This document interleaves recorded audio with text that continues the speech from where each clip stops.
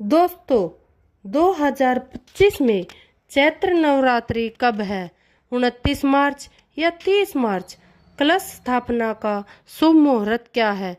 आज सभी बातें मैं आज की इस वीडियो में आपको बताऊंगी। स्थापना का शुभ मुहूर्त आज मैं आपको बताऊंगी। नवरात्रि 9 दिन की पड़ेगी या 10 दिन की या 8 दिन की? जानिए सब कुछ आज की वीडियो में। दोस्तों नवरात्रि में क्या खाए क्या नहीं खाए, यह सभी बातें आज की वीडियो में मैं आपको बताने वाली हूँ। इसलिए वीडियो अच्छा लगे तो चैनल को लाइक करें और सब्सक्राइब करें और वीडियो को पूर्ण ध्यान से देखें। दोस्तों 2025 में नवरात्रे 29 मार्च या 30 मार्च को होंगे। दोस्तों 30 मार्च को नवरात्रों में घट स्थापना का शुभ मुहूर्त 30 मार्च को 6 बजकर शुरू होगा और 10 बजे तक बहुत अच्छा समय है। 4 घंटे की समय है। इस अवधि में आप घट स्थापना कर सकते हैं। इतना समय सौभाग्य से मिलता है, आप समय निकाल कर घट स्थापना कर सकते हैं। अब कई लोग घट स्थापना अभिजीत मुहूर्त में करते हैं, तो अभिजीत मुहूर्त दोपहर में 12:50 तक है। लगभग 50 मिनट तक की समय अवधि है। ये दो शुभ मुहूर्त है घट स्थापना के। इस दिन माँ की किस स्वरूप की पूजा करेंगे? जैसे मैंने बताया है 30 मार्च को प्रतिपदा की तिथि है, जो घट स्थापना 30 मार्च को ही होगी। माँ शैलपुत्री स्वरूप की पूजा आराधना 30 मार्च को करेंगे। रविवार का दिन नवरात्रि का दूसरा दिन 31 मार्च को है। आज के दिन माता ब्रह्मचारिणी स्वरूप की पूजा करते हैं। सिंहधरा दूज मनाई जाती है। आज के दिन ही माँ चंद्रघटा की भी पूजा आराधना हो जाएगी। तो एक दिन में 2 माताओं की पूजा आराधना इस बार हो रही है। इस वर्ष चैत्र नवरात्रि 30 मार्च 2025 रविवार से शुरू होंगे और 9 दिन का यह पावन पर्व 6 अप्रैल 2025 को सोमवार को समाप्त होगा, क्योंकि इस बार नवमी और अष्टमी तिथि एक ही दिन पड़ रहे हैं। 6 अप्रैल 2025 दिन को रविवार को ही अष्टमी और नवमी दोनों दिनों की एक साथ पड़ रहे हैं। आप इसी दिन कन्या पूजन कर सकते हैं।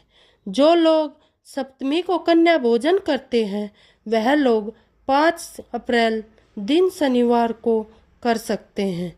दोस्तों जो भक्त सच्चे दिल से माता रानी की पूजा आराधना करते हैं और उसकी भक्ति में लीन हो जाता है, तो माता रानी उसकी सच्ची भक्ति से उसकी पुकार अवश्य सुनती है। और जो इच्छाएं उसके मन में होती है, तो माता रानी उसे वह सब कुछ देती है जो उसको चाहिए होता है। माता लक्ष्मी दोनों हाथों से धन की वर्षा करती है। माँ दुर्गा उसी पर अपनी कृपा दृष्टि बनाती है जो नवरात्रों में खास तौर पर माता की सेवा में लग जाता है। देखिए, माता की सेवा में आपको बिल्कुल भी कंजूसी नहीं करनी है। दिल खोलकर माता रानी की सेवा करें। जितना हो सके माता को प्रसन्न करने में लग जाए।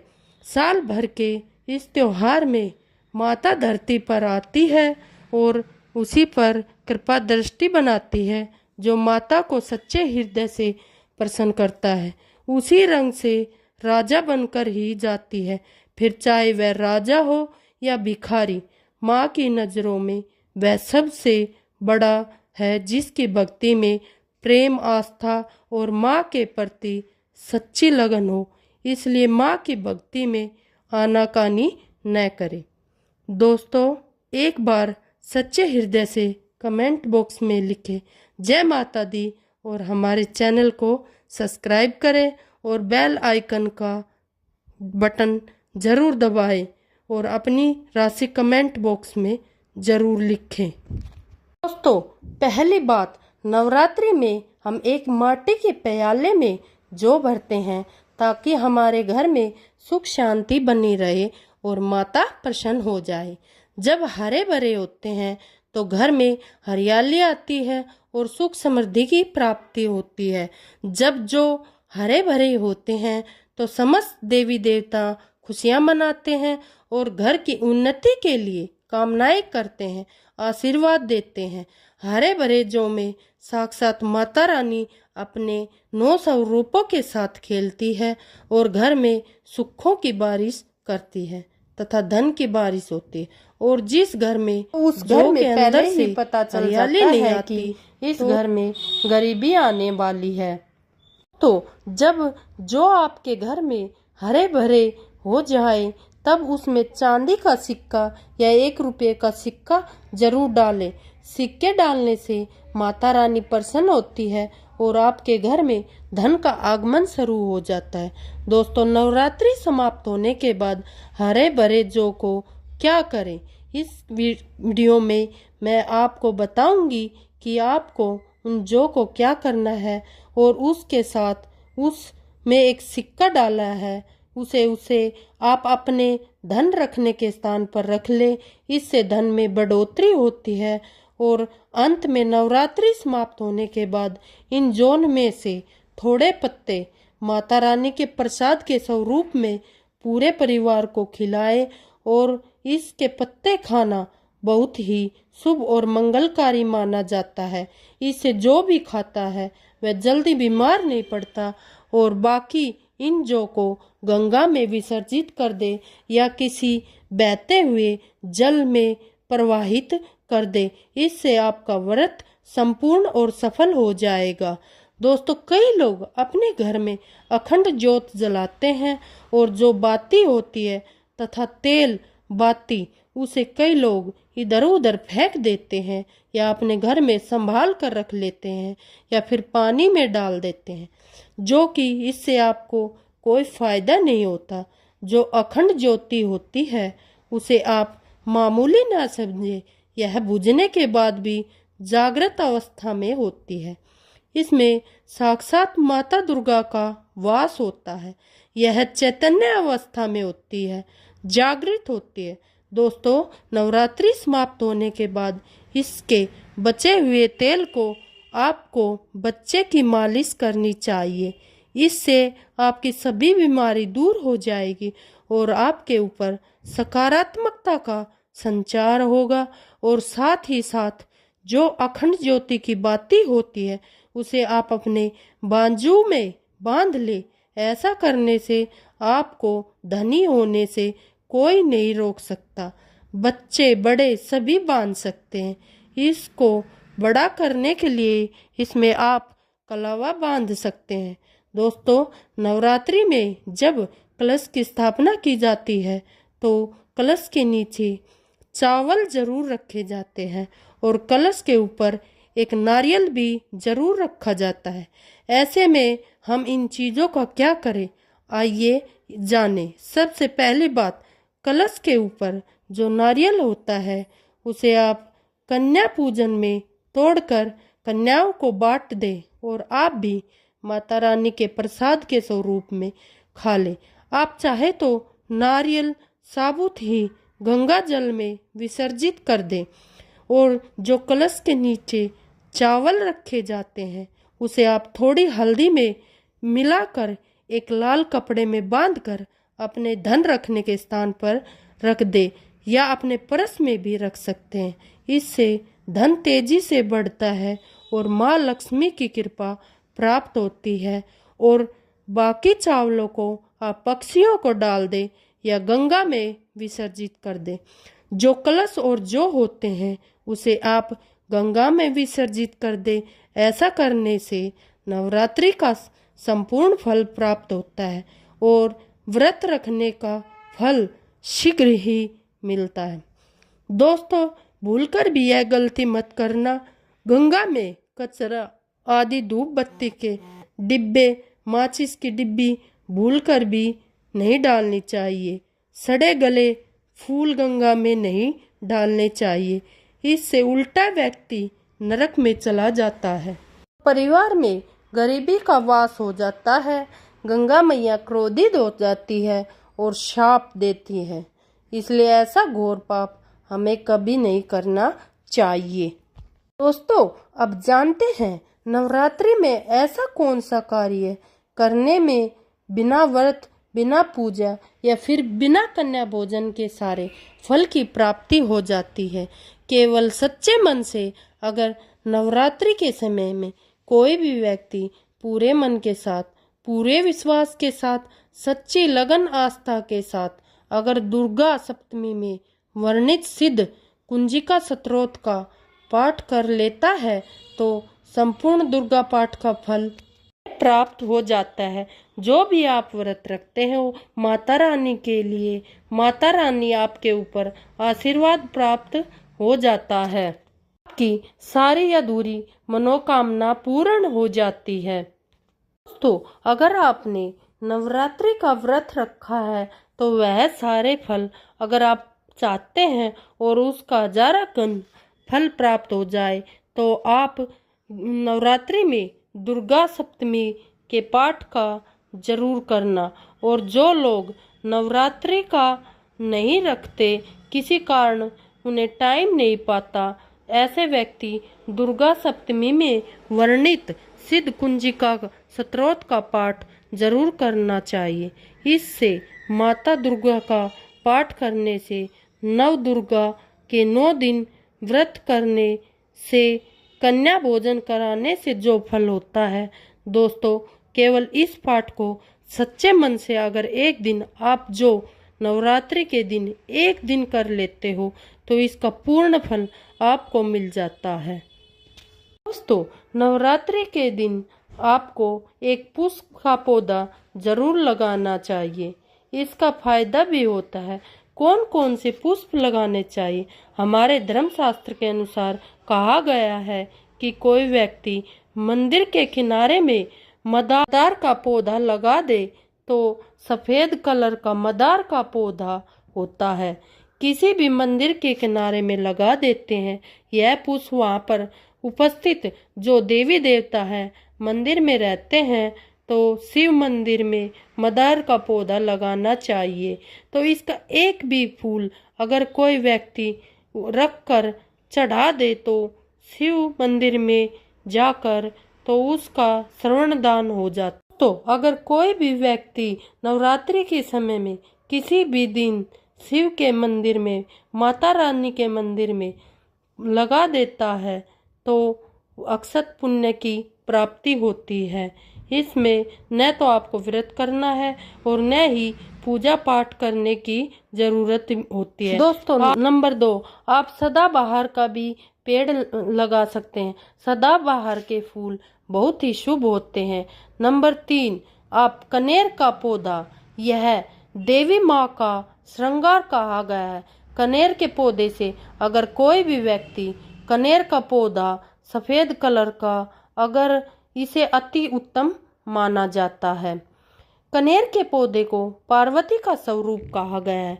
धर्मशास्त्रों में तो कनेर का पौधा चढ़ाने से माता रानी बहुत प्रसन्न होती है और गोदान के बराबर हमें फल की प्राप्ति होती है। आप चाहे तो गुड़हल का भी पौधा लगा सकते हैं।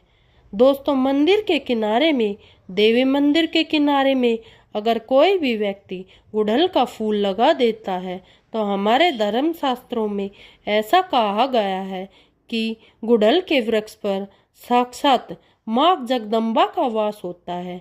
जी हाँ दोस्तों, धर्मशास्त्र में कहा गया है कि हमें माता रानी को 5 भोग लगाएं। दोस्तों, नवमी के दिन कन्या पूजन अवश्य ही करें। कन्याओं को भोजन अवश्य खिलाएं।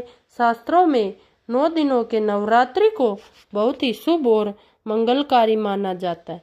वहीं 8 दिनों के नवरात्रि को अच्छा नहीं माना जाता। ऐसे में 10 दिनों के नवरात्रि बहुत ही शुभ माने गए हैं।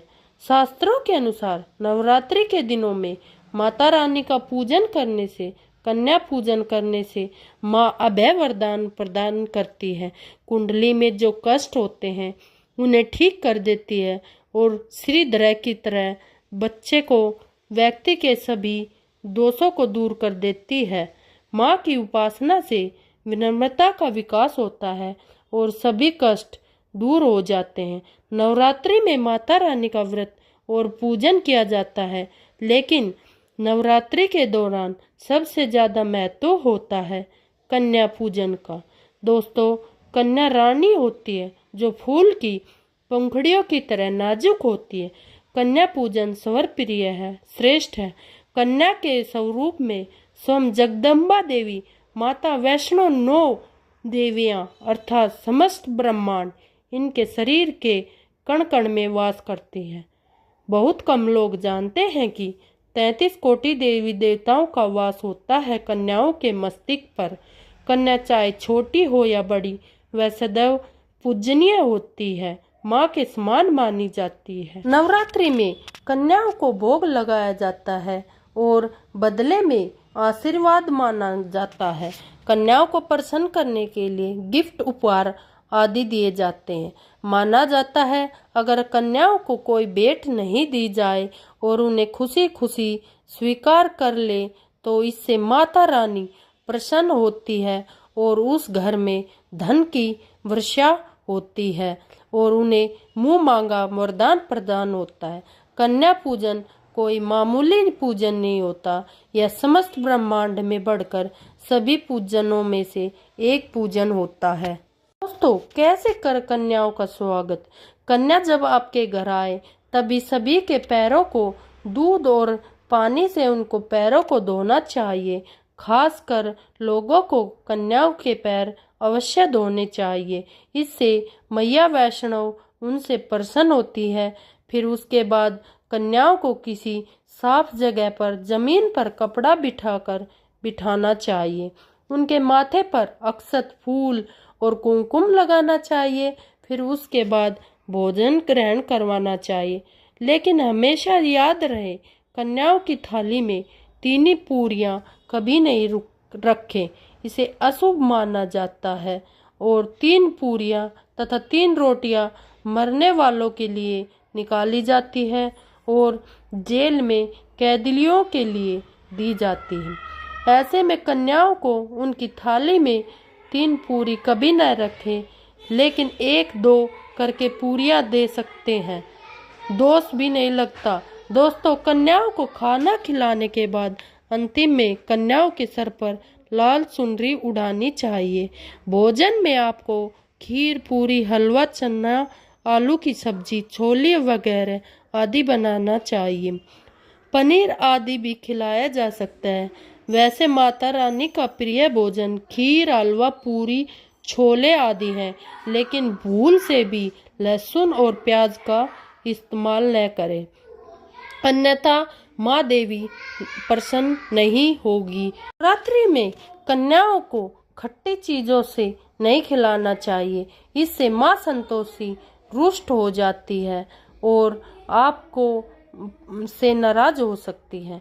दोस्तों, भोजन कराने के बाद कन्याओं की थाली में एक लौंग जरूर डालनी चाहिए, क्योंकि लौंग देवी शक्ति तथा दुर्गा माँ को बहुत प्रिय है। लौंग माता शक्ति का प्रतीक है।